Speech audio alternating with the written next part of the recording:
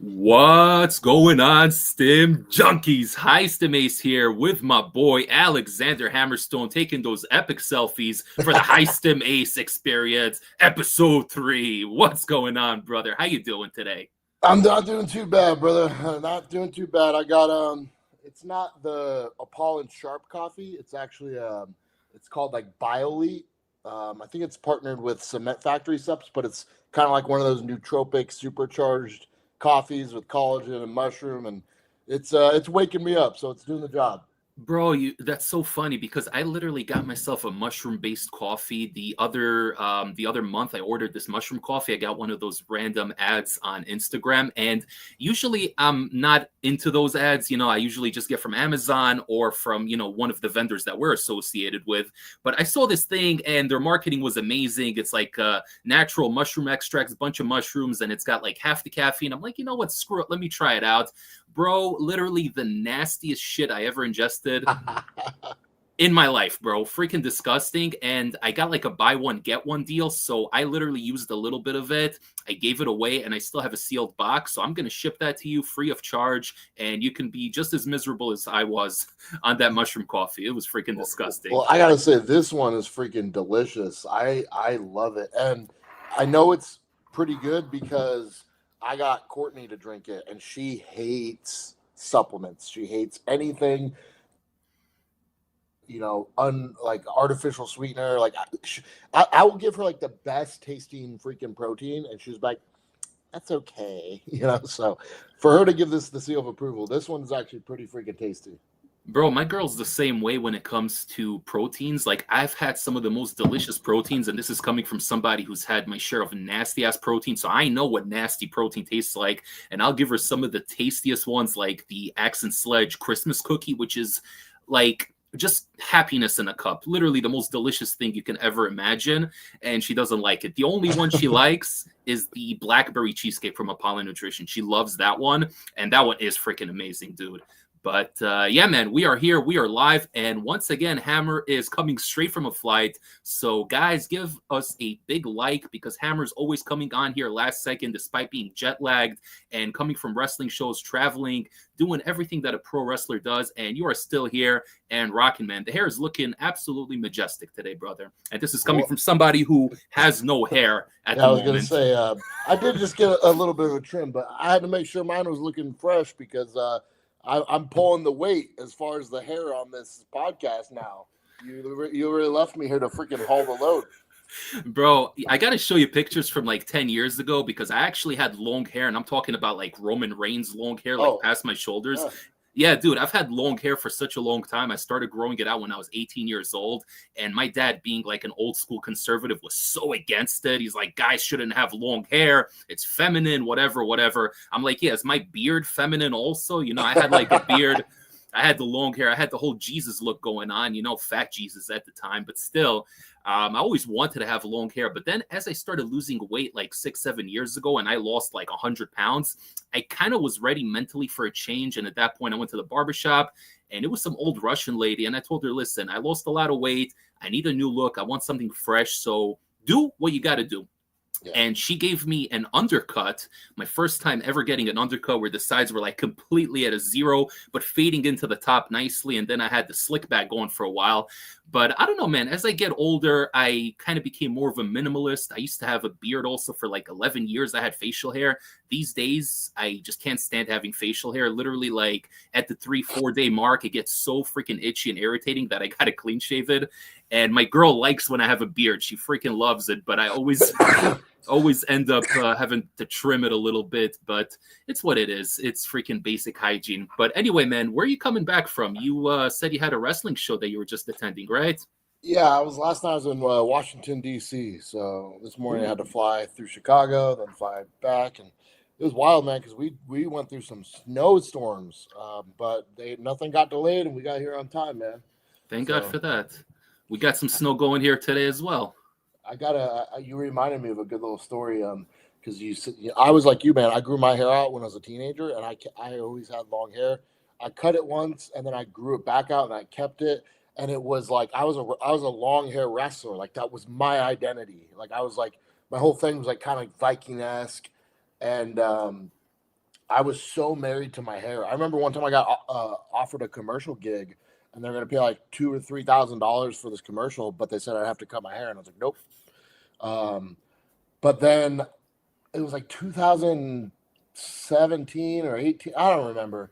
18. I think 2018. I was trying out for TNA at the time, and I remember I had these trial matches, and I like, I don't want to sound cocky, but I knew I killed it. Like, killed my match. I felt super confident, and freaking like Moose or somebody was like showed me a text he was having with Scott, and he's like, dude, hire this Hammer guy. And then he was like, dude, he's great. Like he's really good. He's just, everything about him, he's just like screams like 2000s Triple H.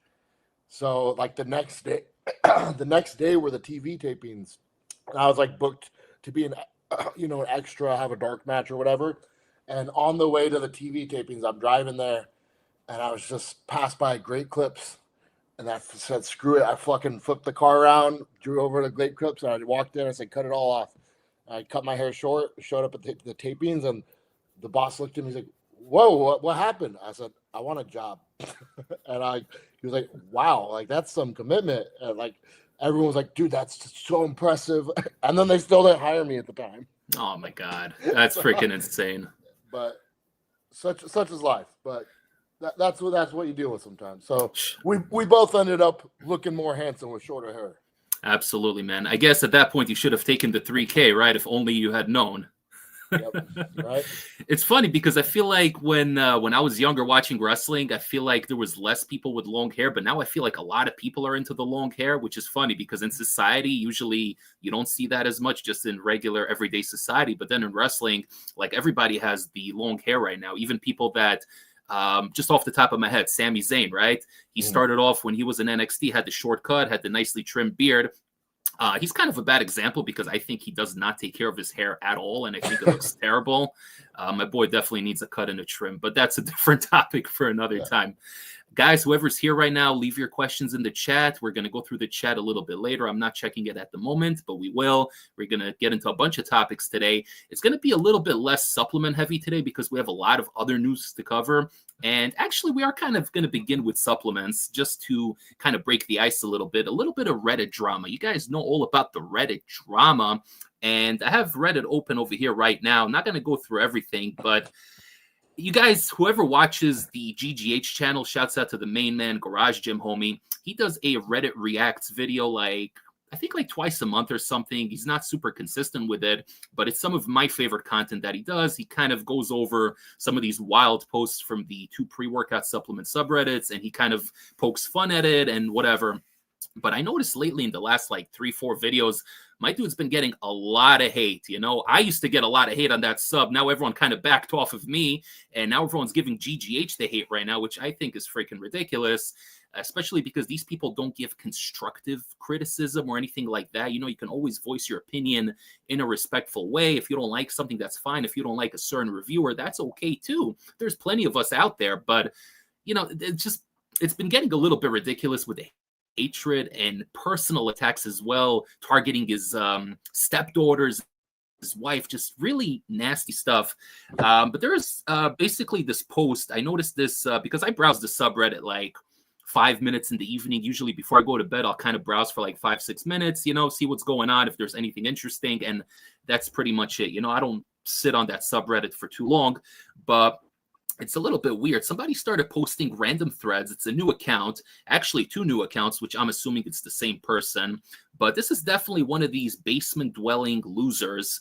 And he's basically posting, I have a post over here, right? He's talking about Excelsior 928. So it's kind of hard to see it over here. I doubt you're going to be able to see it from this angle, but you have the Excelsior tub over here. And he photoshopped little versions of Garage Gym Homie with the weighted vest inside here, which it's comical, it's funny, but it's weird. It's really freaking weird.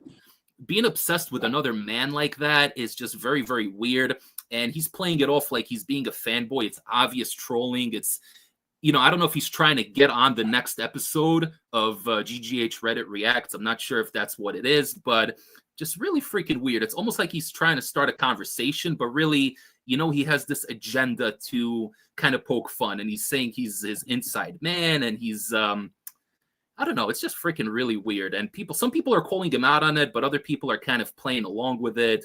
I don't know, man. What do you think about all this internet Reddit freaking culture?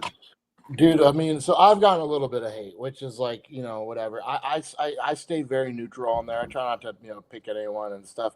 But, the thing that's so frustrating is like being into working out and fitness is like niche enough, but being into like the supplements is so freaking niche. You were talking about a niche of a subsect of individuals. So it is really fun to connect with people who do the same thing. And I don't have any friends in real life, like who I see day to day, who I can talk pre-workouts with and be like, oh man, have you tried this? Have you tried that? Like, they have no idea what I'm talking about. No clue.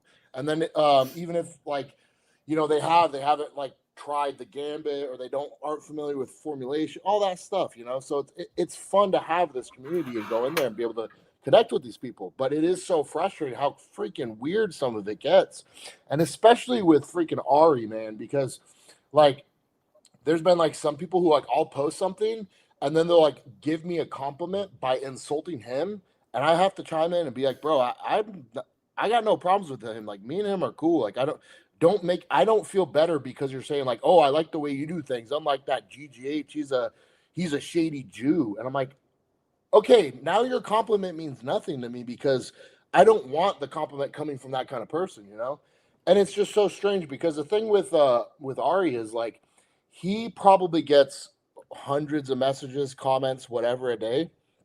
And I've left like comments about like this, like little things here and there. But whenever I've messaged him something sincere, like talking about, faith or talking about something like important, he takes the time to like leave me like a long voice note, thanking me, explaining me, like starting a conversation, like he like opening the door of friendship. And that was before we had any connection, and it's like, I imagine he's doing that for so many people. Like all this stuff he talks about, like helping like addicts and all this stuff, like is legitimate. So it's like, what do you hate it? Like, yeah, of course he gets kickbacks when you use his code, like we all do. But like, it's freaking bizarre. Like the people who are like they say the same thing, like, oh, these reviewers just want our code money, and I'm like, no, like, how much money realistically do you think we're going to have codes? And we're just using them to buy some more supplements. Like, at the end of the day, I'm not going to center my life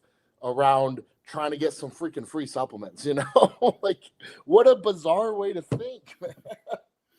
Bro, straight up, he is one of the nicest and, like you said, most genuine people I ever met. And obviously, the garage gym homie character is a bit of a character. It's kind of like what you do in pro wrestling. You take your personality and you amplify it by 100 to create a character, Also me, High Stim Ace, obviously, it's me, I'm genuine, I'm 100%, but obviously, I'm hopped up, I'm High Stim Ace, Everybody has to have a bit of a exaggerated character to kind of get over and get people invested, Otherwise, you're just going to be somebody monotone, reading ingredients and whatnot, and no one's going to give a shit. Let's be real, So people can give him grief. Maybe they don't like his style. They don't like the fact that he talks about faith or whatever. But I feel like this Reddit bullshit is so over the top. And I'm saying this as somebody who's dealt with my share of Reddit drama, which is why I stepped away from that platform. I'm still there. I still have my account. But like I said, literally a couple of times a week, I scroll for like 5 minutes in the evening before I go to bed. And that's pretty much it. I used to be very, very invested in that community.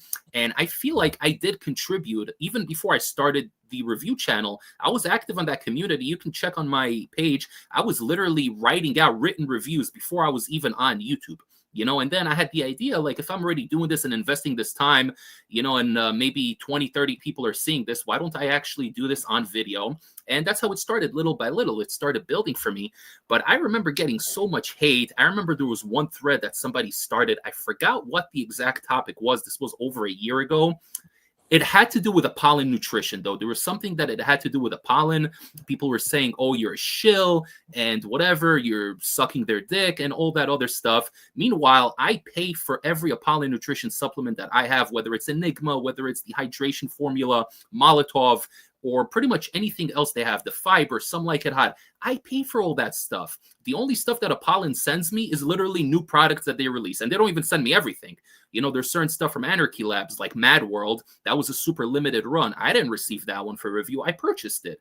And I purchased it because I like their products. So people were calling me a shill because I gave them brand of the year last year. Meanwhile, the review bros gave them brand of the year 2 times. And nobody's calling out the review bros. Nothing against the review bros. I love those guys. But it's just the hypocrisy is really astounding to me. And, you know, you can say something negative about someone. You can come from a place of being respectful and asking questions and whatnot. But when it comes to just personally attacking somebody, it's kind of stupid. And I don't like the fact that they're going after him, you know, the Jewish connection, little hats and all that stuff. Like, get the fuck out of here, bro. That's super weird, man. Well, the one thing that I've noticed, because I've gotten this a little bit too, because I've left a couple negative reviews, but even like when I have a product and it's like, I don't really love this, I always try to highlight who I think would. Like, that's the whole point, because like not every supplement is meant for Alexander Hammerstone, but of course. But if I take it and I go, this wasn't really good for me, but I see the application where it could be good for this person. You know what I'm saying? So we always try to spin it that way. But also, we're smart enough that if, like, I don't know about you, but I'm sure there's been plenty of times when someone's like, hey, would you like to try a product? And you look at the label and you go, I already know, like, I don't even want to waste a workout taking this, you know? So it's like, you know, it's like for example, that brand Intellect, like, not that their products look bad by any means. Their pre-workout and their pump, they looked like super solid daily products. But I already had so many of those that were like on my to-do list that I was like, this feels like I'm gonna have like another repeat experience of like very similar type of product where I'm gonna have to kind of say the same thing. And I was like, you know what, guys, let me check out the rest of your line. Like, can I try your hydration product? Can I try your protein? And like, that was an example of like, let me go a different direction. So that way now I'm putting over their products because I'm able to say, here's my experience with this. But my point is, like, people crave negativity and they crave drama. So they want to see us try a product and go, oh, this freaking thing sucked. It didn't do this, you know, but it's like, we're smart enough that if we got a product in the mail and a company said, hey, please try this and review it, and we looked at the label, we could tell if it's going to be complete trash, and we won't even take it. And then on the odd experience that something looks good and it doesn't deliver, we do say that. But people are like itching for that because they want drama. But it's like, sorry, man, like I don't want to provide drama. I want to provide something useful to somebody, you know? 100%. And there's different types of supplements for different people. You know, like you mentioned, the Intellect lifestyle supplements, which I thought were solid for what they were. Nothing mind-blowing. It's not like a life-changing experience. You know, that's something they would probably sell at like a GNC or a vitamin shop. And they were solid, and I was open about it. But I do find that those kind of reviews for me don't engage people as much because there's nothing quote-unquote exciting about it. That's another reason I never really got into Transparent Labs. I know certain people like that brand a lot, but to me, their formulas just seem very basic, very boring, you know. And I have some of their products, and they're decent for what they are, but to me, it never really excited me all that much. But speaking of something that did excite me, something I ran today, we have the all new Wrecked and Raged, and this is the Christmas flavor right here. Ooh, Hammer's going somewhere. Oh! My brother. Waiting in the mail when I got home. Oh my gosh, dude, it came in yesterday. They actually sent me their new protein isolate, the cookies and cream, which I did try. Really liked it. Gonna be dropping the review for that at some point next week. And they sent me that Wrecked and Rage, the Christmas flavor, and also their multivitamin, which is really cool because I haven't had a multivitamin in a while because I'm kind of cheap and I already take a lot of other stuff. So, you know, don't really want to spend more money. But it's funny, I have to kind of go and look through this label. This is a loaded label, but for whatever reason, I took this yesterday. It's 5 capsules, and my urine was radioactive yellow. So there's got to be something in there that's causing it. I don't know what it is. I'm going to chat GPT it after, send the label, and I know for a fact there's something in there that's doing that. There's probably like an overdose of vitamin C or vitamin D or something, you know, which, you know, it's not a bad thing. It's not dangerous or anything, but You know, I'm always a little paranoid if I see the urine's like a different color and it's not clear yellow. I get a little paranoid. You know what I mean? Have you ever heard of methylene blue? I have. Yeah, I've heard of it. Have you used it? So actually, our buddy at highstimpreworkout.com, Alex, when the website was still operational, he sent me, I think I sent you the label. It had the methylene blue and the SPU something. You know what that is. The SLU, yeah. SLU, yeah. So I was actually running it for like 2 weeks, and then I just kind of stopped because I started running the other thing that Dark Lab sent me, the that test booster with the I'm forgetting the freaking name. AF? Yeah, the built AF, yeah. So I don't like taking too much stuff at once, especially because I'm on the red all, so I don't like adding too much shit at once. So I kind of stopped using that for a little while. But yeah, I did notice it kind of gave me a little bit of cognitive benefits, kind of put me in a good mood without getting me too hopped up. So I don't know what dose of methylene blue is in there, and also like how it's processed with, you know, the manufacturing. But methylene blue is a textile dye. That's what it's used for. So there's a couple ways you could take it. You could take it a pill, you could take it a lozenge, or you could literally buy the liquid dropper and like drop it in your drink, or you drop it straight in your mouth. But it will turn your pee blue. Like it will turn it greenish. But if you take enough of it, you will like be peeing blue, and it's so weird. And like sometimes I forget I took it. I remember when I first started taking it, I had kind of forgot about it, and I took it later in the day. And then I wake it up to pee all night, and I don't flush when I like pee in the middle of the night, because I'll wake up like 4 or 5 times. I don't want to wake my girlfriend up, so I'll just pee all night and then flush in the morning. But she got up for work, and then she's the freaking in the toilet, and she's like, "What is going on with you? You need to go to the hospital."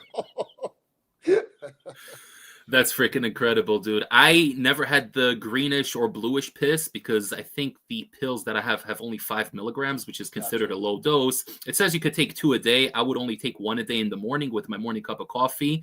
But I'm sure for a big guy of my size, 270 pounds, I'm sure it's not enough to really make that effect. But yeah, if I was pissing blue, I'd be freaking out. I'd probably go to the ER or whatever if that shit was happening to me. I'd be freaking out, man. Well, let's rewind it a second, because you said that you ran this bad boy. So let's get the verdict, because we all know that the Wrecked and Raged is freaking borderline a little bit too much for most people. I've heard that maybe, I think it was the mango flavor was maybe like a little tamed down, and then some people are saying that these the special edition flavors tame it down a bit. So what's your take? So I'll tell you what I think, because I ran not only this one, but they also sent me the Halloween flavor, which I actually have right over here. This is the Cursed Cotton Candy flavor. Did they send you this one? No. So first of all, that one tastes blue raz. Okay, so yeah, very, very good. Okay, so the Blue Raz, when I first got it, I think that one is by far the strongest. That one, literally, even at 1 scoop, which is half the dose, is stronger than most Alpha Yo hitters out there. I remember when I took it at 2 scoops, I was so hopped up to the point where it was a detriment to my workout. I was so tweaked out, I couldn't even focus. I was trying to do chest press, and my heart rate was up through the roof, and I was breathing heavy, and I was anxious, and I had like this crazy buzz. It was too much at 2 scoops. Even when I tried it at 2 scoops with a full serving of Blood Sport, you know, so it has all the nitrates and everything to kind of dilute that effect. It didn't dilute shit. All right. This thing was so freaking strong. I'm telling you, it was way too much for me. So the Blue Raz flavor, I used to take it at 1 scoop and mix it with 1 scoop of the pump serum, which I also have in Blue Raz. And to me, that was a beautiful, beautiful experience. Now, when I got the Halloween flavor a couple of weeks ago, I ran that one twice. First time was at 1 scoop because I assumed it was the same strength.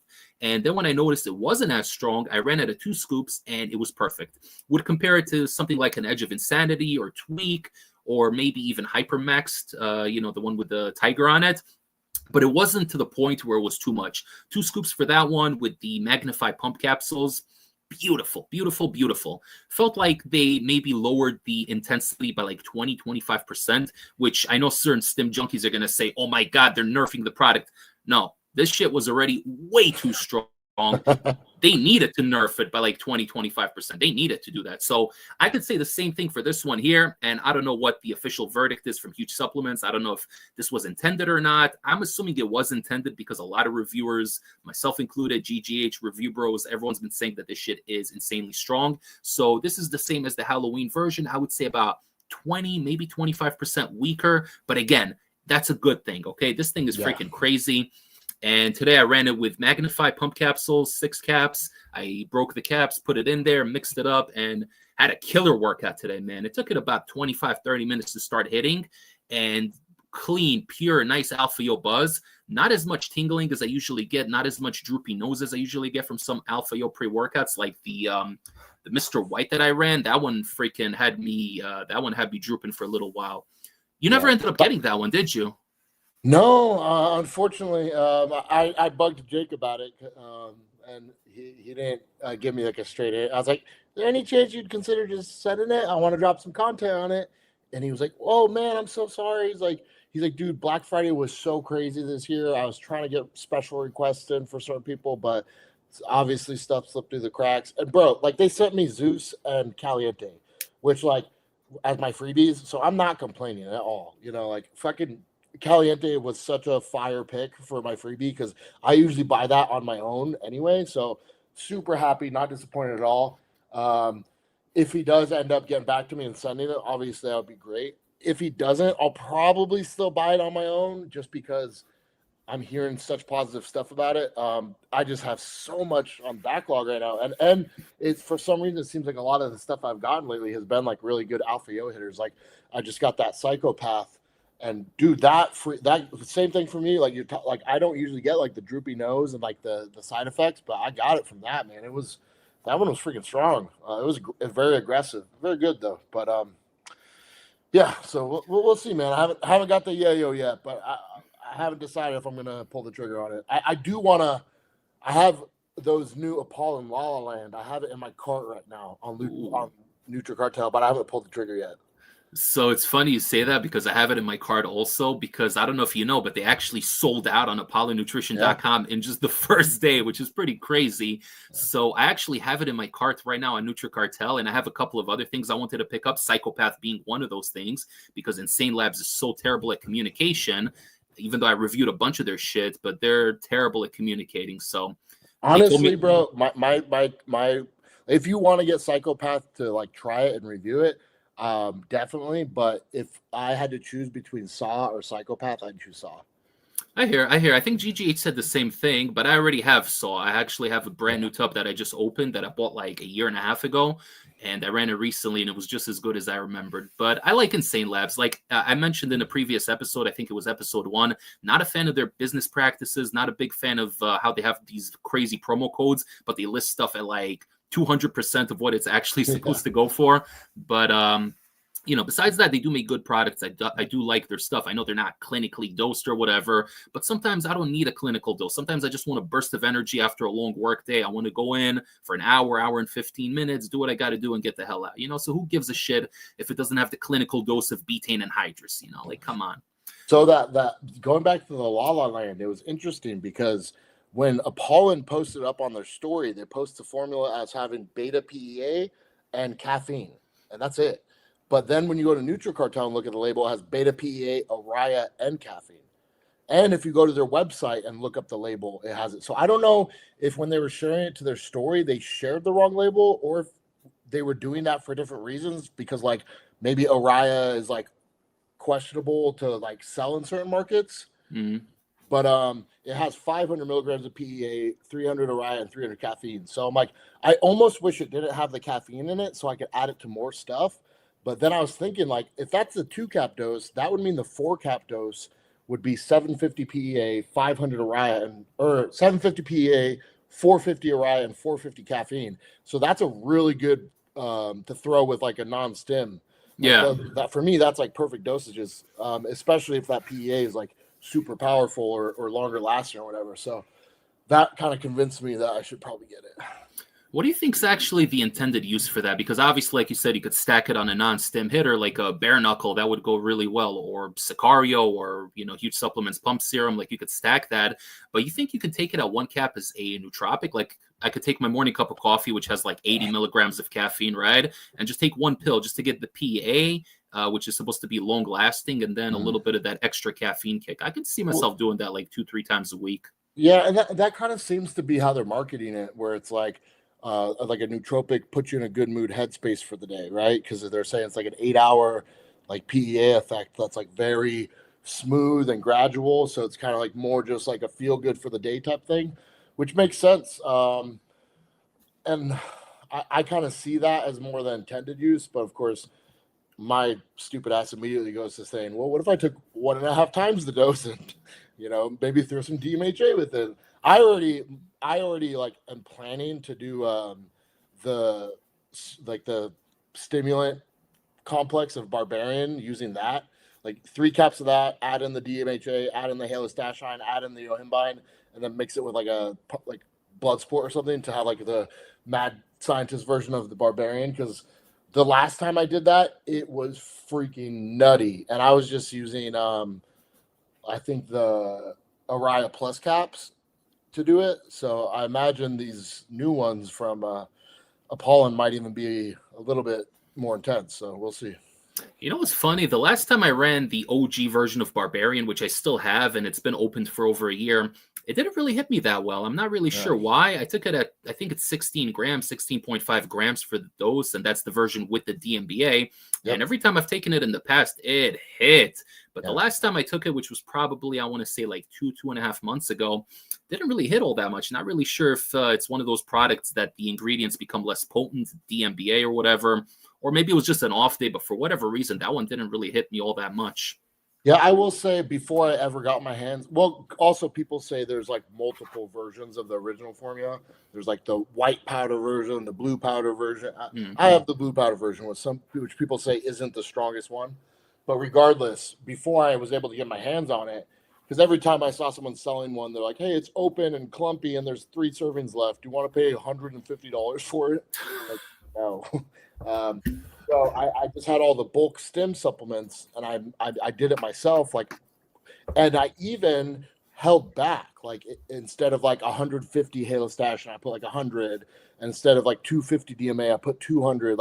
Because I just felt like this is a lot of stuff.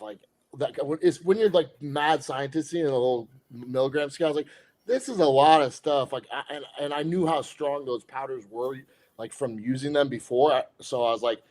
And I never used all of them. So I was like, feels a little aggressive. So I even purposely took it down a notch, and that was freaking bonkers. I was flying, such crazy euphoria, mood elevation, strength, stamina, you name it. And then fast forward to a couple weeks later when I actually got Barbarian, and I'm like, oh, this is going to be freaking awesome. And I ran it, and I was like, oh, that was good, but it wasn't made it myself, so maybe there is something to it degrading over time, or it could just be tolerance thing, which day of the week we run it, how much sleep we got, yada yada yada. You got to send me that recipe, man, and I definitely got to cook a little bit here at home. But you said you're going to do a video about it, right? If I get the Lala Land caps, I'm definitely gonna use them on their own for maybe a cardio session, or just as a daily nootropic, and then I'm gonna do that with them. And that's going to be after I do both, I'll give my review on them. So we'll see.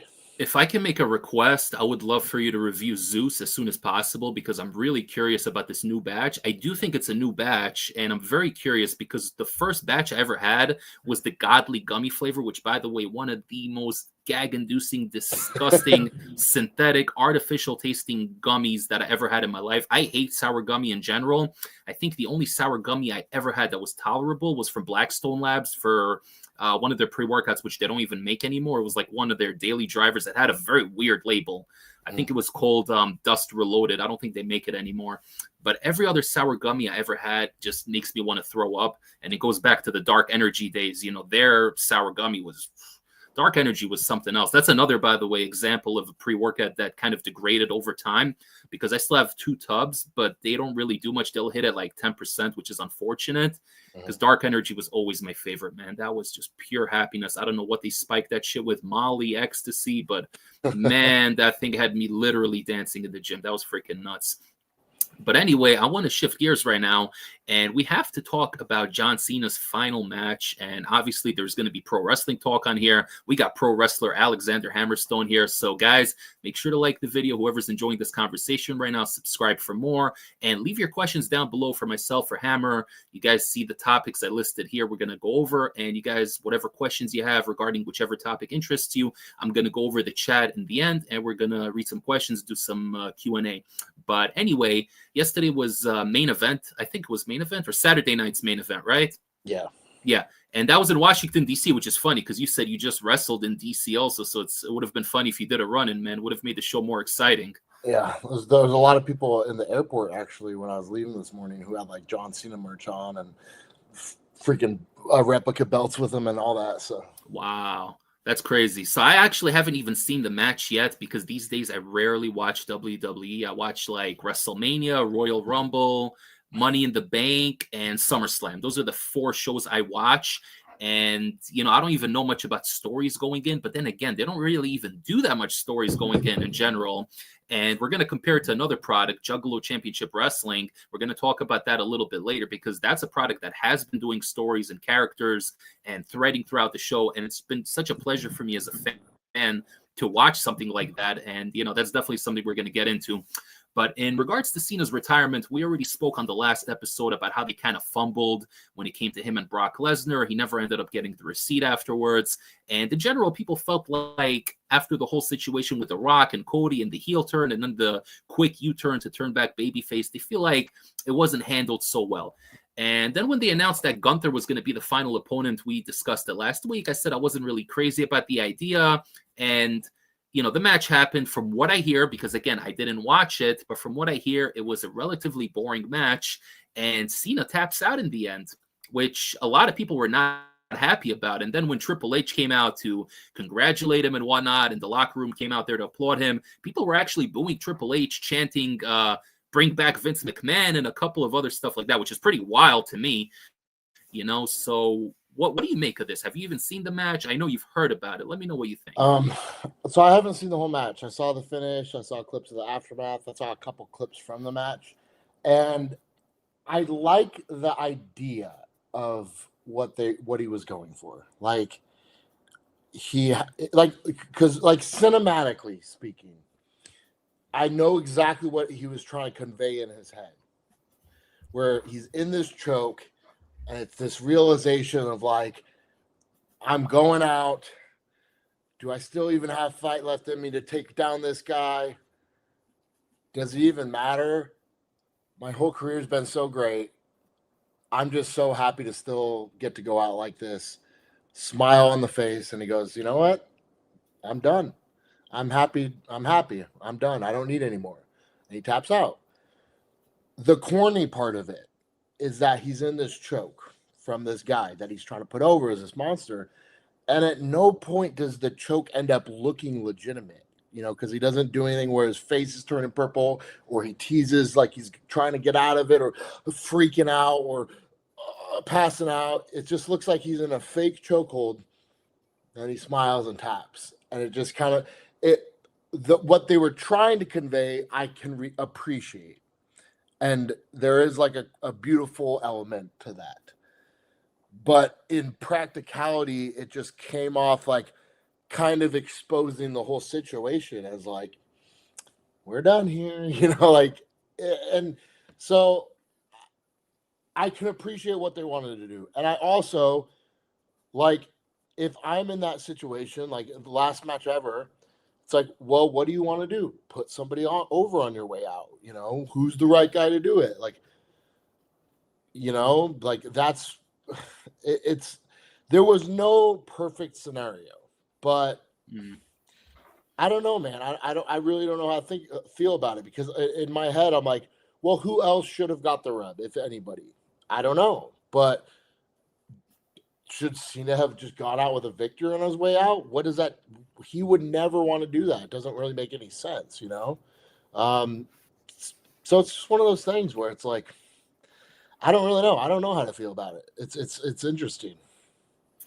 I think it's probably one of those things where we're going to have to wait a couple of days, weeks, maybe even months, and just kind of let it marinate and see where it all goes next. Obviously, he's not going to be on WWE TV anymore, but he did sign a 5-year ambassador deal. So he will be doing more interviews and stuff in the future. So maybe little bits of information are going to leak out here and there. Maybe he's going to open up about certain things, and maybe we'll figure out more. But I don't know, man. In general, when the whole thing started, I really, really thought it was a cool idea, giving them a year notice and whatnot. But I think ever since Brock Lesnar, it started going on a downward trajectory. And even before then, even with the whole heel turn, because he turned babyface for Brock, correct? I believe so. He did. Right. So Brock was after. I'm getting my timelines mixed up. Just goes to show you how much I watch. But when he did the whole heel turn and was supposed to join The Rock, and then The Rock fucked off and we never heard from him anymore, it really started going in a weird direction. And you could tell they were booking it week to week. And I do believe Cena gave it 100% like he always does. He's a professional. And even in interviews, he never shits on the creative, even though I'm sure there is a lot to crap on. But he's always been a pro. And it's just sad to me because I think he really deserved to go out on a better note. I think the last place should have been in Boston. I think that's where the last match should have been. But obviously there were some issues with the arena. They wanted the arena to pay them $7 million for the honor and prestige of having John Cena there. And they're, the arena's like, we're not going to make that money back. That's freaking ridiculous. So, they kind of screwed Cena on that. They went to the greatest wrestling capital in the world, Washington, D.C., to have his final match. But I'm still gonna watch it. I spoke to my buddy Harry, Premium Supplement Reviews. Shouts out to Harry. He's a huge wrestling fan, by the way. Huge. He watches like every show, Indies, New Japan, Ring of Honor, everything. And he told me he literally canceled his Netflix. He already canceled Peacock beforehand, but he was like on his last month of Peacock because he was planning on canceling right after this event. And then he also canceled his Netflix. He's like, I'm done. So I told him, listen, I'll give you one of my pirate websites. If you ever want to see what's going on, you can always check it out on one of those, bootleg streams. But I don't know, man. To me, I feel like WWE in general, they have so many contracts with so many big names, ESPN, I don't know if they're still with Fox, but USA Network, you got Netflix, which is a big deal. And to them, it's just about cranking out content. They don't actually put thought and effort into it. It's just about manufacturing, generating content, just to fill the spot. They already have their money, so they don't really have to put in the creative effort. But, when you're watching an independent show, a low budget indie show like Juggalo Championship Wrestling, and they're doing everything better, it makes you question what the hell you're doing. You're literally the number one company. You have the longest history and so many historic moments over the years, so many iconic moments that we can look back on and so many legendary matches. And then, I don't know, it just feels like a balloon that's been deflated. You know what I mean? Yeah, I mean, I think to some extent, because you got to imagine like that, in any position. I mean, okay, there's always going to be some people that are in whatever position they're in life that are just like doing the bare minimum with their head down, trying to get their paycheck and keep living. But for the most part, you got to think anybody who's in creative is like really showing up to work and like thinking like they're going to make the next awesome idea that people are going to love, et cetera, et cetera. You got to think the wrestlers are going to get the next storyline. You got to think that everyone wants it to come off a certain way. But as to your point, when you're talking about like WWE alone is probably pumping 20 plus hours of content a week between Raw, SmackDown, interview shows, weekly internet shows, extra online content, main event, whatever B shows they're running, WWE Speed, the freaking Evolve stuff, the NXT stuff. Like there's probably like 20 plus hours of wrestling content that they're having to pump out weekly. Like you can only do so much and keep so much quality. And even if like a bunch of it is quality, when there's just so much of it, like it's inevitably not going to all tie together. It's inevitably going to feel like, and then you factor in that whatever all these other companies are doing, it's going to feel like somebody's copying somebody. Something's just a cheap rehash of something else. And whether it is or not, it's just like, it's kind of a situation we've created that's inevitable. You see it in the entertainment industry. It's like, movies, like I felt like when we were growing up, when there was movies coming out, it felt like, obviously this wasn't really what happened, but it felt like in a year, like 10 big movies came out and like everyone knew what they were and they were a big deal and people were going to see them in theaters. And now movies come out and go in theaters and I'll look up like what's playing. It'll be 10 movies I've never heard of, you know, and there's so many remakes and reboots and all this stuff, and it's just like you said, it's just like so much content from coming from so many directions that like how often does something really grab you anymore? You know, but that kind of goes for all sources of media, not just pro wrestling. So I like the fact that you brought up, because this was one of the topics we have for a little bit later. It's probably going to be our last topic. I like how you brought up about, these companies, generating this material and whatnot. And it's no longer like going to theatrical releases. It's all like just coming out so fast in one shot, and you can't even keep up with it. You don't even know what's what, and we literally have a topic about that later, about the potential Netflix monopoly, them buying out Warner Bros., which to me is freaking nuts. I don't even know how that's allowed, but we're going to get into that in a little bit. Have you been keeping up at all? Like, do you even watch Juggalo Championship Wrestling or not? I have not, but there's a wrestling review channel on YouTube. It's Marky, like I think it's Marky Marky D123. He does like Ring of the Hawk. He's freaking hilarious, man. I remember like the first time he like reviewed NLW and talked about me. Like he might have been shitting on me, but I was just like, dude, this is so freaking awesome. Like, I'm so happy to hear, like, just because he's so funny. And he watches a lot of like the random stuff. Like he'll still do like the NWA reviews, even though a lot of people have stopped watching that and doing those. And he's recently been talking about JCW. So I've seen some of his videos, and he just talks about how freaking bonkers and nuts it is. And he's like, this is the most Russo wrestling has ever been. Bro, for sure, it's the most it's the most wrestling. I can't talk. The most Russo wrestling has ever been. There we go.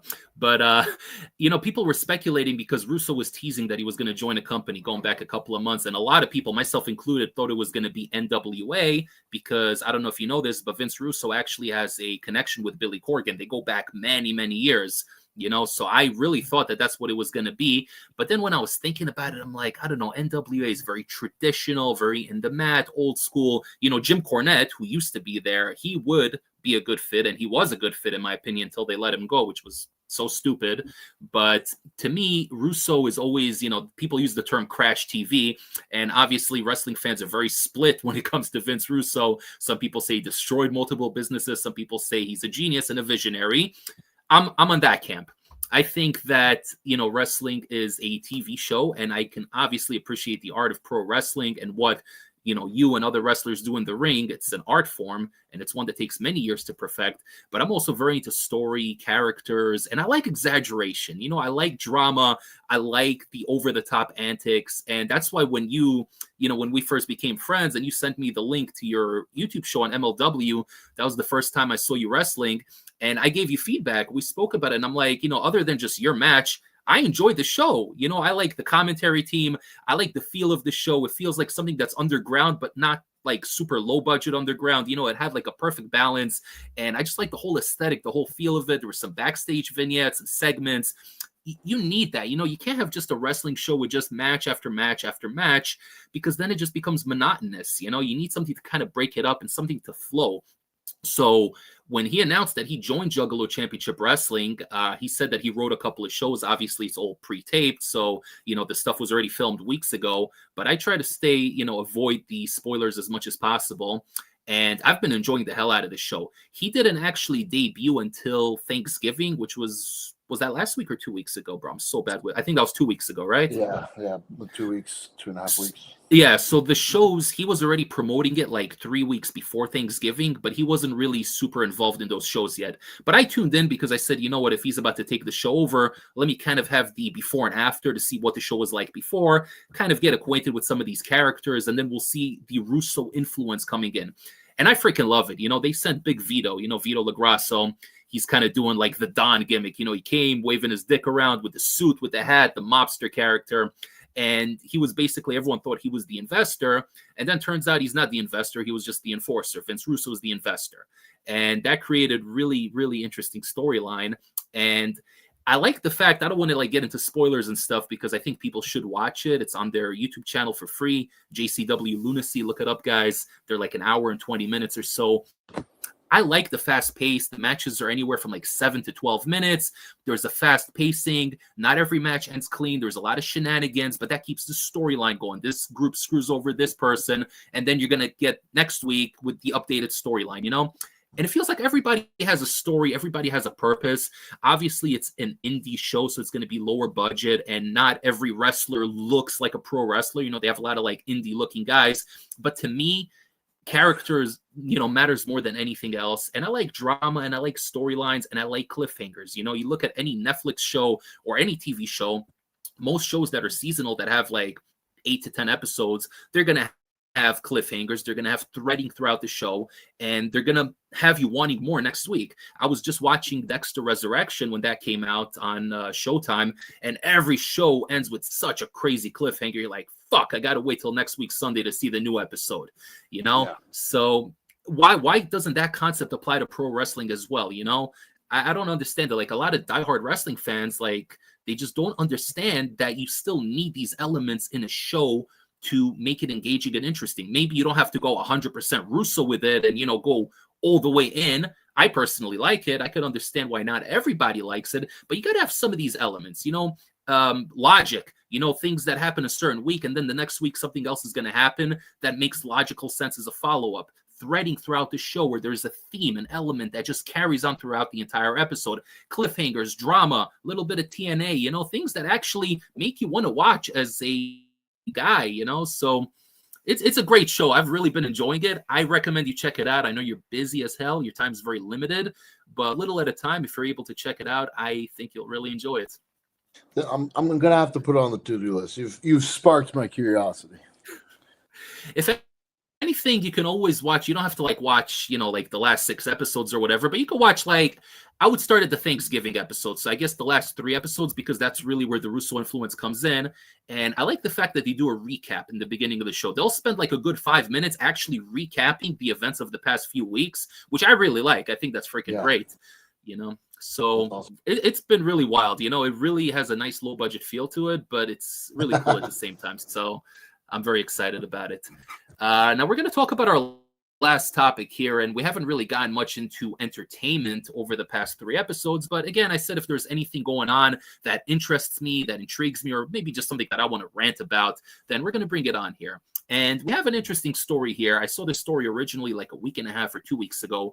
Netflix buys Warner Bros. And HBO for $82.7 billion, which to me is freaking crazy, man. And I have a lot to say about it. Obviously, I'm somebody that likes movies. Maybe I don't watch as much movies in this day and age because my time is limited, but I'm somebody that appreciates physical media. I'm somebody that likes going to the movie theater when there is a big release, and I enjoy it. It's not troubling for me. You know, people like the concept of streaming. They like the concept of instant accessibility, which, yes, I get it. But you know what? Even as somebody who's a gamer, I have my PlayStation. If I have the option to download a game that just releases at midnight or go the next day to the video game store and buy the game in person, I will go to the store. I will wait the extra day. I will go to the store. I will purchase the game, and I'll pop in the disc because I'm old school like that, you know? I miss the days of going to Blockbuster. I miss the days of browsing through the aisles, talking to people that are there, getting recommendations, looking at the cover art. I'm old school. Maybe I'm antiquated or whatever. And I'm not saying that there shouldn't be digital. I think both can coexist. But when you're having Netflix, who their CEO, by the way, is very anti-traditional media. He calls it clutter. He literally referred to physical media as clutter. And he hates movie theaters. He says it's antiquated. When you have somebody like that, and they're going to buy Warner Bros., which has, first of all, the entire DC universe. They have Harry Potter and God knows how many hundreds of thousands of other popular titles that we grew up watching. I'm not cool with it. I'm really, really not cool with it. Yeah, I mean, it's just one of those things where monopolies in life in almost any situation are never a good thing. Like, I mean, okay, I don't want to say never say never. You know, obviously there's benefits to it because now you have like possibilities for universes to, you know, cross over and create something that's maybe turns out being really awesome, or, you know, projects that would have had, you know, red tape holding them off become possible, and, you know, things like that. But at the end of the day, it's like the more just like big conglomerates own like everything, it just gets like scary, you know. It's like the same idea of like, you know, when Google and YouTube and Facebook and Instagram are all connected, and you make a bad post on one of the platforms, and the next thing you know, like you're like shadow banned on everything you log into, you know, like it's like, well, it shouldn't be that way. Okay, you take down my YouTube account because you didn't like a video I make, but don't mess with my Instagram. It's like, well, they're linked up, and you know, it's like a similar concept. It's like when it comes to like the entertainment industry, it's like if all these things are just like so just one big thing, it's like you're gonna get. I think it's gonna mean like the stuff that comes out. It's like we had all these different ingredients, and then you just end up throwing it in a big pot, mixing it around, and now it's like everything you get is just the big bowl gray slop, you know. And it's like, and that's what it feels like. Like it's very rare that we go out to the movies now and we watch a movie where we're like, oh, this is a classic that I'm going to be rewatching in a couple years, you know. Like we still put on movies, you know. It's like, I don't know, I know you're like more into horror movies, right? But like, for example, like, you know, like it wasn't that long ago that I made my girlfriend watch Terminator 2 because I was like, oh, you've never seen the Terminator movies? We have to watch these. And we watched, you know, and I'm talking about an action movie from 1990 that should be completely, you know, something, a relic of the past that has been so surpassed by now because of, you know, technology and because of production and because of acting and because all these things. But nope, it still holds up as like phenomenal. And the amount of times you see movies like that pop up nowadays, or TV shows, is so few and far between. And I think it's a lot to do with like stuff like this, where all these brands are just like all basically in one bucket, and they're just like pump out the formula, you know. And now how many of these freaking movie factories are probably just using AI to write half their scripts anyways, you know? Yeah, bro, that's a whole rant, and maybe we can get on into that rant in another episode because I have a lot to say about AI. It's a tool that I use to learn stuff and help me with mindless tasks, but for people to use it for every aspect of their life, and I know a lot of people like that. Literally, they'll use it to reply to text conversations. I'm like, bro, what the hell are you doing? You're willingly giving up your human element. It's freaking crazy to me. But you were talking about 90s movies. I literally just watched Dumb and Dumber with my girlfriend 2 nights ago, man. Freaking classic Jim Carrey comedy, man. One of the funniest movies, bro. I was just like, she was laugh out loud laughing the entire movie, man. They don't make comedies like that. Rush Hour, you know, they just don't make stuff like that anymore. Dude, that's like, oh man, we saw something like, maybe, I don't know if it was like a trailer or a clip or something of Rush Hour popped up the other day. I asked my girl if she'd ever seen those. She said no, and I was like, "Oh, we got to watch those." You just reminded me. I'm probably gonna get her to watch that tonight. Those Bro, movies you are have so to. freaking funny. Bro, you have to. I love the Rush Hour movies, and I heard a rumor that they're working on a fourth one, but I could tell you right now in 2025, it's not going to be what those first 3 movies were, man, because they really pushed a lot of boundaries, and people are going to say, oh, this segment was racist or whatever. I don't view that stuff as racist. I think, you know, the term racist is if you hate somebody based on the way they look, on their ethnicity, whatever. But if you're poking fun, if you're making... You know, if you're making comedic jokes that has to do with race, that's not racism, bro. That's poking fun. Like I said, man, make fun of my Polish connection all day, every day. Stupid Polacks, you know, all the stupid Polak jokes, man. I'm cool with all that, you know, but I think I say racism and requires intent. It requires malice. If you have to explain to me how what I said was accidentally racist, then inherently it's not racist because I wasn't trying to offend somebody. Like, it's like that's my take it however you want. But like, if you have hate for, you know, we were talking about earlier with GGH, like people hating on him and saying nasty things about his Jewish background, that's racism. But like to have like a you know, a stereotypical joke in a movie, it's like we should be able to have a little bit of haha around this stuff, you know. And I'm glad, I feel like that's starting to come back a little bit. 100%, man. And that's, you know, that also applies to WWE. We talked about it the last episode or the episode before that, about how they used to have like a lot of stereotypical humor. And I'm okay with it. I think it was so great, bro. The Mexicools were one of my favorite tag teams, man. It's three Mexican guys coming out on lawnmowers. I mean, come on. It doesn't get better than that. That shit's hilarious. But I don't know. Maybe I have an antiquated way of viewing things. But I think people just need to chill out in general. And, it's sad to me that Netflix might potentially win this, but they haven't won it yet because I heard Paramount made a counter offer for like $108 billion, but they did it after the deadline. So we don't know. I rather, if I had to pick one overlord, I'd rather it be Paramount at this point because at least they're going to commit to theatrical releases. And again, I'm not somebody that goes to the movie theaters all the time, because I have very limited time. But when a big movie comes out, when the new Scream movie is going to come out, you best believe I'm going to go watch that in the theater. Whenever they eventually reboot Halloween, or even if Rush Hour 4 ever comes out, I'm going to go see those movies in the theaters, even though I can pirate them here at home and watch them in 4K. I'm still going to pay the money and go get the theatrical experience. So I don't want movie theaters to be out in the next 10 to 15 years, just like I don't want bookstores to be out. Granted, I order a lot of books on Amazon because it's convenient and it's cheaper. But once in a while, if I want to get like a nice box set or something, I will go to Barnes and Nobles and I will spend the extra $5-10.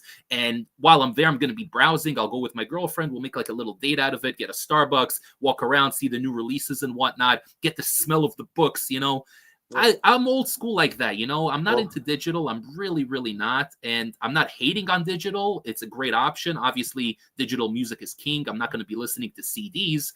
But at the same time, I don't want the physical stuff to go away either. We got to tie it back into the High Stim Experience. Like, going to the supplement store, man. There is no chance in hell that any supplement store I go into is going to have a better selection than Nutri-Cartel. No freaking way. But I still want to go in the store, and I still want to see what they have, and I still want to pick up pre-workouts and read the backs of the containers, and I'm gonna buy something because if I'm in there, even if it's just a protein bar or an energy drink or whatever, because I stepped into the store, I'm gonna leave with something. But it's just that experience shouldn't go away, and that ties into everything: going to the movies, going to the bookstore, going like. That's something special beyond just sitting in your house and having everything on your computer. I hate it. It's wild. I feel like COVID really contributed to it. They really took advantage of all the streaming during that time and people just kind of got used to it. But, my whole thing with technology in general is just because we have the ability to make a technology that makes things more convenient for us, does that mean we need to make that technology? We don't have to have everything convenient. People have this mentality in this day and age where everything has to be peak and convenient and whatnot. Why the hell does everything have to be super convenient, man? I mean, back in the day, it wasn't like that, and we got along just fine.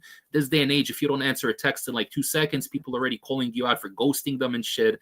It's so freaking ridiculous, man. I really miss the way technology was in the early 2000s, like 2000 to 2005.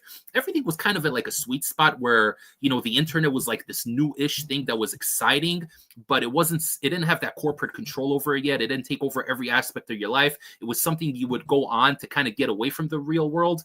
While in this day and age, you go into the real world to get away from the technology and the screens. It's kind of crazy how all this shit flipped, Yeah, that's a good way to put it, though. So yeah, we'll keep an eye on the Netflix situation, and hopefully they don't get it, but we'll see what happens. In the end of the day, there's not much we can do about it. Now, with that being said, we are going to go into some questions over here, guys. If you have any last second questions, add them in. I'm going to go through the chat right now. I will say I posted up on Instagram, so I got a couple from there too. So let's take some turns. Perfect. Sounds good. Sophia says hello. Shouts out to Sophia. She also says congrats on the win yesterday, Hammer. Who'd you beat yesterday? Zion something. I won a championship. I got a new championship in the bag, so I'm now a champion at Assault Wrestling. So that's always good because when you're a champion, that means they're guaranteed to book you at least one more time. I always wondered about that. Like when champions win a belt, like do they take the belt home with them? So I guess that answers my question. So some companies don't want you to. Some companies like really want you to because like they want you to like take the belt, film content with it, maybe take it to other promotions. I've never liked the idea of like bringing other indie belts to other companies. Like I thought that was always kind of cheesy when guys did that. Unless it's like a really prestigious like independent company, that's what or you're doing something like Austin Aries was doing where he turned that into this whole gimmick. But there was like times in my career where I had like 8 or 9 championship belts at a time, and I stopped wanting to take them because, first of all, I had all these belts in my house, which at one point I thought was cool, taking selfies, having all the belts. But then it became to be a hassle, and also traveling with them sucks because freaking 4 times out of 5, when that thing goes through security, they pull your bag out just because they want to look at the belt, and then also some of them, sometimes if your bag's like barely closing and then you got to throw a belt in there too, or they're like heavy. Like there was this one belt I held that was like the old NWA 360 championship. And that thing had to weigh like 25 pounds. No joke. I remember it put my bag over the weight limit. It was freaking ridiculous. I don't know how much the AEW belt weighs, but that one looks very big, at least on camera. That one looks massive. Yeah. All right, let me see what else we got here. I met Congo Kong of JCW and TNA. Awesome. Yeah, he's part of a stable called the Monster Factory. So it's him, this really obese guy that wears like a gimp mask called Mr. Happy, who is kind of like a creepy character, but really, really cool. And they're managed by some chick. I'm forgetting her name, something Claire, Sinclair. I don't know. But very, very interesting stable. We got our buddy Philip over here. Says, can you guys share your thoughts on supplements for visceral fat loss? I'm using testosterone, but would like to add some non-stim subs to it. So before I give it over to you, Hammer, I'm going to give you 2 recommendations right off the bat. Take yourself a liquid L-carnitine, whether it's from Huge Supplements, 5% Nutrition. I mean, they have a lot of them. Panda just has a new one that came out. But liquid carnitine, 2.5 to 3 grams a day, especially in liquid format. It's digested really well. It might make you go to the bathroom, okay? So take it first thing in the morning where, you have time to go to the bathroom if you need that. It'll make you pee a little bit more throughout the day. But that's a really good one. It literally converts your fat cells into energy. So it's really good. And you can always stack a non-stim thermogenic fat burner such as Molotov from Apollo Nutrition or Caliente from Extremis Cartel. Those are the 2 that I use personally the most. Even at half a dose, you could stack it on any pre-workout, or you can even take it in the morning with your morning cup of coffee. It's going to add a little bit to that stimulatory effect, but there's no actual stims in there. So you're not going to have to worry about like tweaking or having shaky hands or anything like that. So those are the 2 I would recommend. Those are 2 great recommendations. I would say when it comes to the non-stem stuff, like I literally got 4 different fat burners on freaking Black Friday. I don't have the Caliente in front of me, but I happen to have freaking 3 of them. I have Molotov, I have Anytime Burn from Like a Pro, which is a similar formula, and I have this fat burner from Infamous, which is freaking loaded. And this was actually a stim product, but it's got a lot of the non-stim stuff too. But one ingredient that I would say look for at a good dosage, I would say a gram is a good dosage, is Mitoburn. That ingredient, it's in Molotov, it's in Caliente. It's got a lot of data behind it as far as being one of these ingredients that upregulates like your mitochondrial efficiency to make them more efficient at browning fat and turning fat into energy. And a lot of people are taking peptides to do that, MOTC or SLU PP332 or all this stuff, which is kind of gray market. And if you're already taking testosterone, you might have already dove into that world. So some of that stuff will help too. But if you're talking about over-the-counter supplements, a good non-stim fat burner with a hefty dose of Mitoburn will be a good place to start. And then when it comes to the peptides, the MOTC, the AOD 9604, all those are going to contribute, but they really got to be used in tandem with that exercise and with that diet, man. Like these things supercharge the efficacy of your exercise session. But if you just take them and then sit on the couch, they're doing a whole lot of nothing, except maybe making you feel a little bit jittery. Words of wisdom, man. Words of wisdom. So we're going to continue with a few more here, and then we're going to do your Instagram questions. Either of y'all have ever tried Sidewalk Cracker or Yeah Buddy? Never even heard of those. I think Sidewalk Cracker was CJ. Was it CJ Fletcher? Is that his name? CT Fletcher. CT Fletcher. That was his pre-workout. And then Yeah Buddy was Ronnie Coleman's. I don't remember ever seeing the label for Sidewalk Cracker, but I actually do remember someone saying it was pretty crazy. So it might have been one of these ones that was like loaded up with like 500 caffeine or something. But I'm pretty sure the Yeah Buddy formula was really underwhelming. Ronnie Coleman he had a line of supplements that like everything from it, you could tell like he wasn't really involved and it was just kind of a brand that like slapped his name on it. it was like one of those things where you'd like turn over the pre-workout and it'd be like 2.8 grams of citrulline, 1.5 grams of beta alanine. It's just like all the ingredients you're supposed to have at like crappy doses, and then no like exotic ingredients and nothing like out of the ordinary that you like, ooh, what's this doing here? So it was just very like run of the mill, but not even dosed well, you know?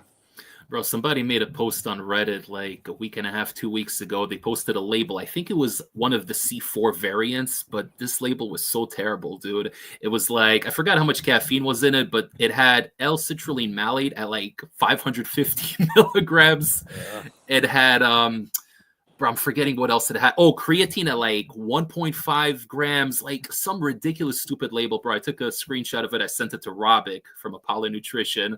I'm like, Robic, what do you think of this label? He went off on a whole rant. You know how much Robic sent his freaking labels, and he's always talking about the dosages and everything. Literally, bro, I sent him that label. I'm like, you should release this as an April Fool's joke. I think that would be hilarious. Oh my gosh. Talk about underdose stuff. Our friend Sophia's asking, she says, I like the John Cena tournament, but Gunther was the wrong pick for John's final opponent. So I agree with that. I do agree with that. And, you know, like you said last week, I'm pretty sure that was Cena's pick. He probably wanted to put him over. Although for me, and, you know, this goes back to continuity and the fact that WWE doesn't really care about continuity. I remember Gunther losing to Sami Zayn, you know, and I view Sami Zayn as a mid-carder. I don't care how much people are behind him.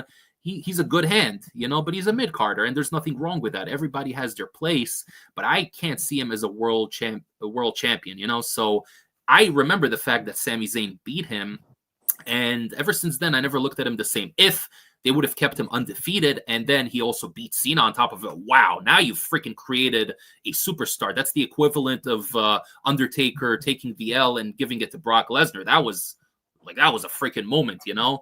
So that would have been the equivalent if Gunther was undefeated and then he tapped out John Cena. But again, we don't know what's going on behind the scenes, if it was Cena's call. And, you know, you gave your explanation for what you think went down theoretically with how they decided to do that finish, which actually makes a lot of sense. But sometimes things work out theoretically in a certain way, and then practically they don't really work that same way. So it's what it is.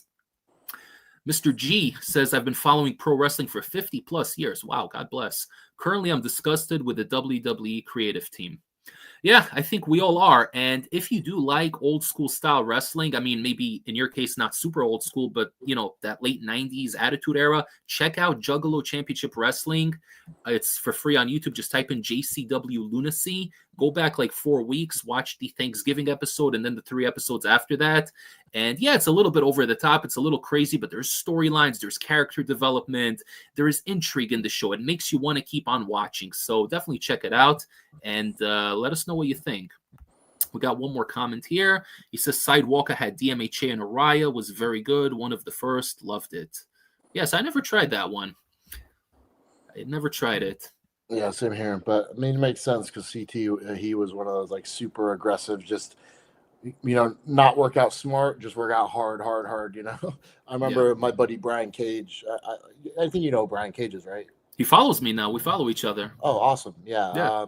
He had a workout with CT, I believe, and he was just like, dude, it was so stupid. It was just like 20 reps of this, drop to 20 reps of this, now go up to 20 reps of that. And he's just like, we probably did freaking 1,500 reps for triceps, you know? Oh, my God. He's a very cool dude, by the way. We DM'd back and forth a couple of times, and very, very down-to-earth guy. So, yeah. Go ahead, bro. Give us the questions you got on Instagram. Let's see what we got. Well, I got to be honest. I think Courtney was trying to be a supportive girlfriend and just feed us some of these questions so we had some content. But God bless her heart. Oh, that's so sweet. So she actually did come up with some good questions. One of them was, what do you think is the most interesting supplement to come out this year? And that's I've had all this time to think about it, and I still don't really have an answer. Damn, I got to think about that one, man, because there's so much stuff that we've both reviewed, and I'm just not even kind of on the spot right now. I mean, I haven't reviewed this one yet, but I think the Pure White DMHA capsules from NutriCartel, I think this might have the potential to be up there. I've only ran it so far at one capsule with a morning cup of coffee, and it was nice. It definitely wasn't as insane as that last one that I did from Project M. So I'm sure I can even take this at 3 capsules, but I'm going to do 2 next and then do 3 and drop the review. So that has the potential.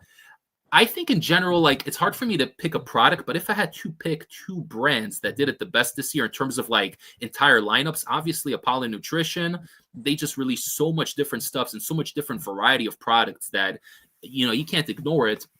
And then another one is Huge Supplements. They literally reformulated most of their stuff, and people were kind of annoyed at first because they reformulated Rect, and people are saying, oh, they took out the Araya, whatever, they're going compliant, and then they freaking released Rect and Rage, which technically speaking is compliant, but man, that thing slaps harder than pretty much like 95% of what I have here. They had the liquid carnitine, which is amazing. They have their electrolytes, which I'm absolutely addicted to. You know, we got the new multivitamin, which I'm going to be testing out. Their proteins got reformulated. They all taste really good, no clumping. So 2 companies that really just released a whole bunch of stuff that I consumed most of their stuff this year, Apollo Nutrition and Huge Supplements. So on that note, Rect and Rage is actually a good candidate for one of the most unique supplements of the year, because it's like I said in my review, it doesn't just feel like you took more Alpha Yo. I've taken 6-7 milligrams of Alpha Yo.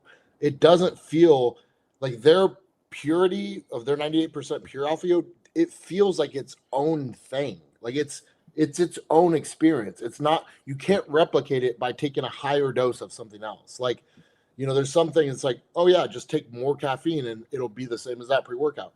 But you cannot mimic that experience. It's so unique. So that's a good choice.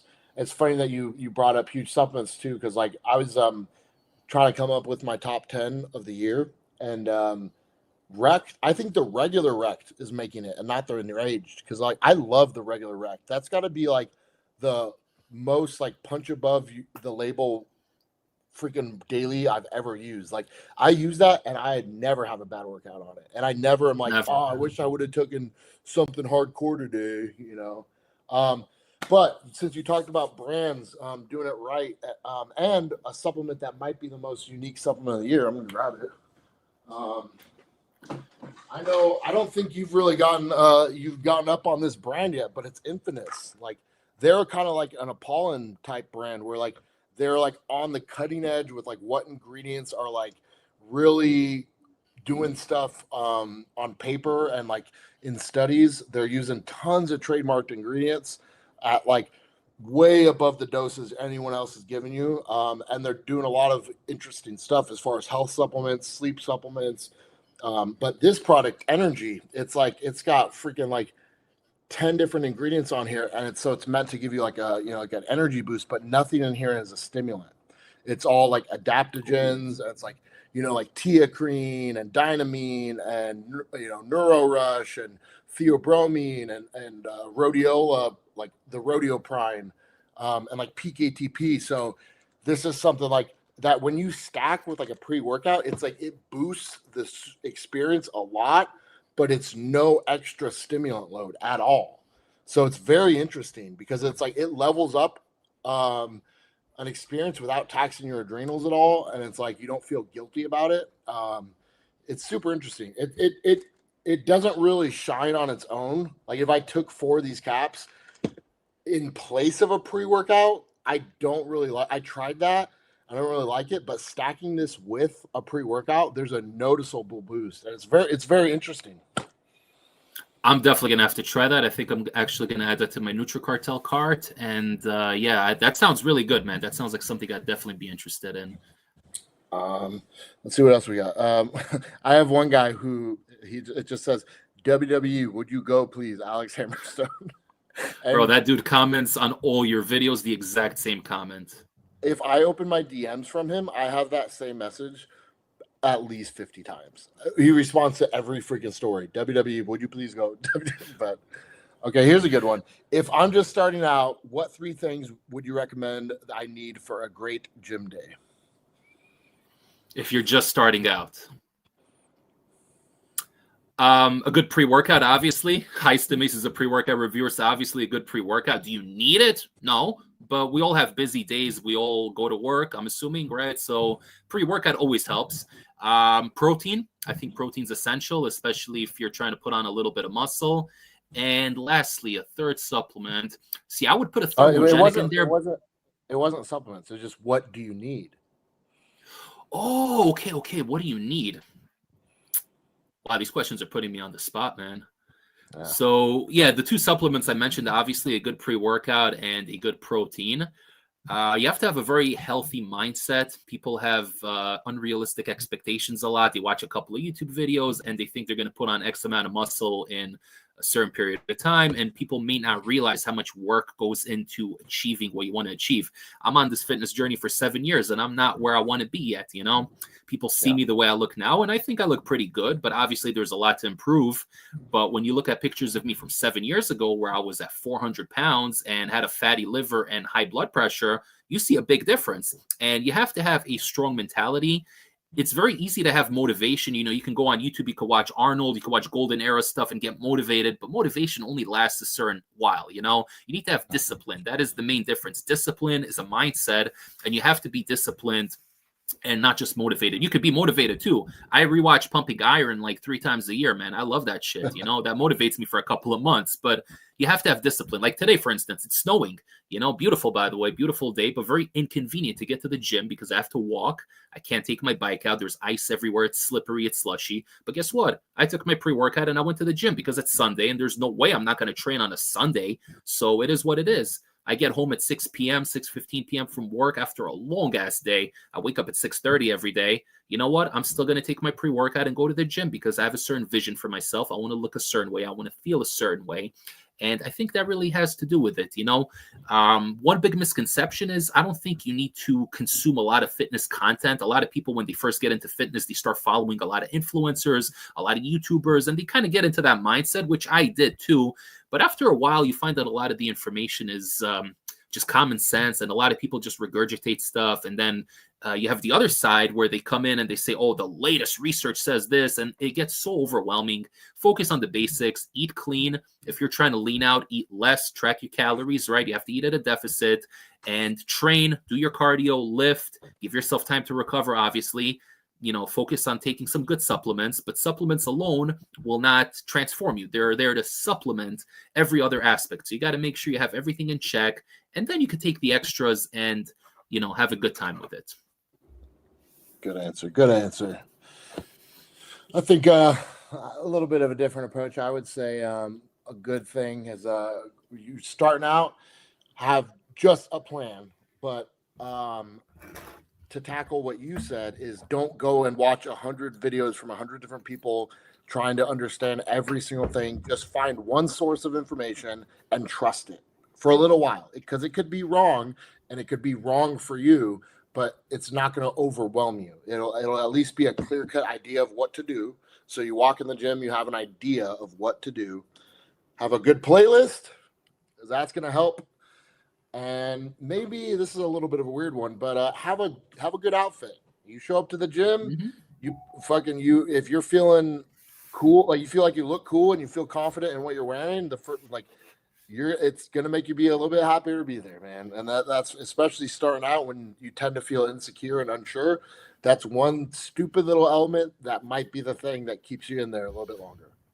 I love it. That's freaking great. I have my shirts that I wear, my tank tops, which are very, very comfortable. And I forgot the name of the brand. I get them on Amazon, and I also have a certain pair of shorts that I wear. I just get them in bulk. You know, I have like 12 of each, and it's literally the exact same outfit each and every time, just with different colors. But it's comfortable and it's practical. So it definitely adds to it, especially when you're leaning out a little bit, in my case. And then the shirt, you know, the chest is popping out while the waist is a little bit slimmer. You know, it's a good look. Listen, there is a big aspect of vanity that comes with this, and there's nothing wrong with that. You know, we don't need to take pump formulas, but I want to be pumped in the gym. I want to look good, swole, and juicy, and there's nothing wrong with that. One thing that does drive me crazy, though, when I see the freaking teenagers with the broccoli haircuts and the socks and the flip-flops. Bro, the socks and the flip-flops drive me fucking crazy, man. Yeah, I will never understand how certain style trends take over, but such is life, huh? Back in the day, you had to wear sneakers. Even like when I had gym class in high school, you had to wear sneakers. It was a safety thing. And now they don't even enforce it in the gyms. They come in with their socks and crusty ass flip flops. I don't get it. I don't get it at all. Yeah. So the last question I got is, how does your partner best support you on bad days? Man, that is really, really good. So I'm blessed to have a girlfriend that always supports me in general. You know, every time I'm recording, like obviously she wants to spend time with me because I work long hours and I don't really have as much time to spend with her as I want to, you know? So she wants to spend time with me, but she understands I got to go to the gym. She knows that for me, the gym is my mental and physical therapy. You know, as somebody that used to be a heavy pot addict back in the day and have a lot of vices, she knows the gym is something that is important to me. So even if it means sacrificing 2.5 hours with me, where we could be watching a movie or going out somewhere doing something, she will always tell me, go to the gym, do what you got to do.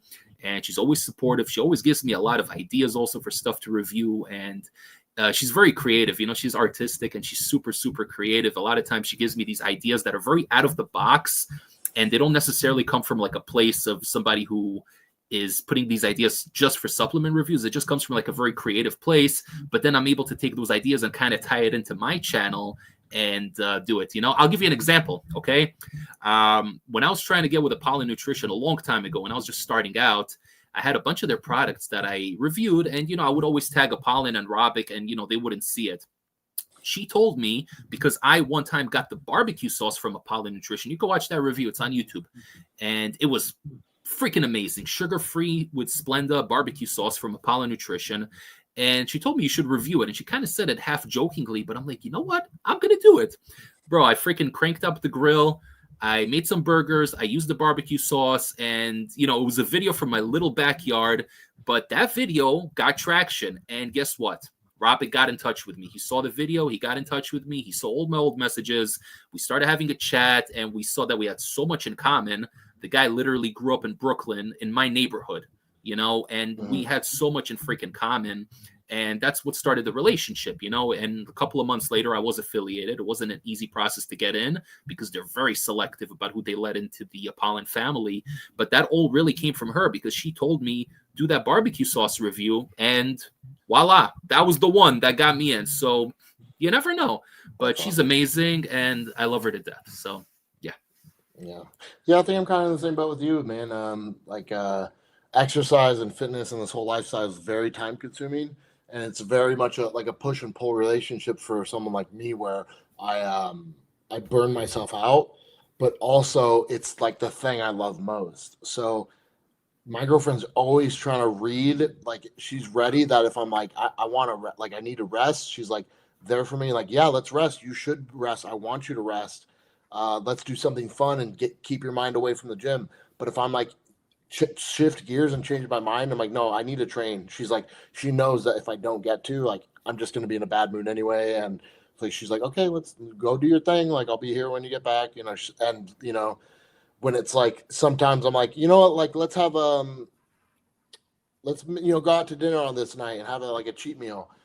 And I know this is stupid, and like I probably have like a borderline eating disorder, but like sometimes we'll have be planning to go out, and then I'll get like a little bit of a panic attack where I don't want to because I feel like I'm not really happy with, you know, whatever it is, how I'm looking or my performance at my last wrestling match, and I feel like I shouldn't be eating off diet.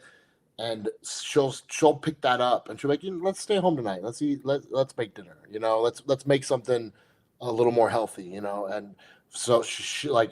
And not a lot of girls would put up with that. Like if it's like, oh, we haven't had date night in 2 weeks and now you're canceling because you feel chubby, even though you're a 270-pound bodybuilder. Like, what do you know? Like it doesn't make sense. But she knows that in my head, that it's something I really struggle with. So she tries so hard to read and gauge like where I'm at, even though it's completely ridiculous to expect her to be able to understand it. She does her damnedest, and you know, so it's really cool.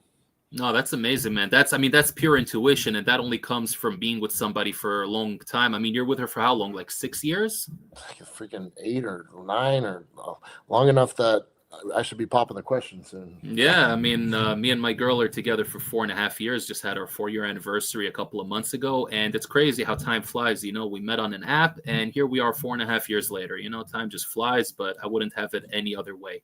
Hell I see. yeah. I see. We have a couple of questions in the chat, more like comments rather than questions. But we're about to be at an hour and a half, so we're going to call it here for today, guys. I appreciate everybody who joined us today. Whoever left the questions, we will get to a lot of questions next time. And again, just appreciate you all being here, showing a lot of love to the show. It's been doing really well, way better than we expected it to, and we're very happy. We're going to be on here every Sunday, unless Hammer has prior commitments, wrestling matches, or whatever. Guys, make sure to subscribe to the channel, like the video, share the video, click the little bell, and all that other fun stuff. And Hammer, go ahead and give your plugs, my friend. And you already nailed it all. Just follow along, drop some content. The first thing I did this morning was go back to the old videos and check if there were any questions waiting for us. So if you got questions for the next one you want to see, go ahead and drop them in the comment section. We'll find them for next time. And yeah, appreciate you guys watching. I think I'm gonna take a ripper today and do some freaking crazy cardio. I'm feeling wild. Oh boy, let's do it, man. I got to hear about that experience. DM me after. Let me know what's up. All right, dude. Appreciate you as always, Ace. And High Stim Hammer signing out. Signing off. Take care, brother.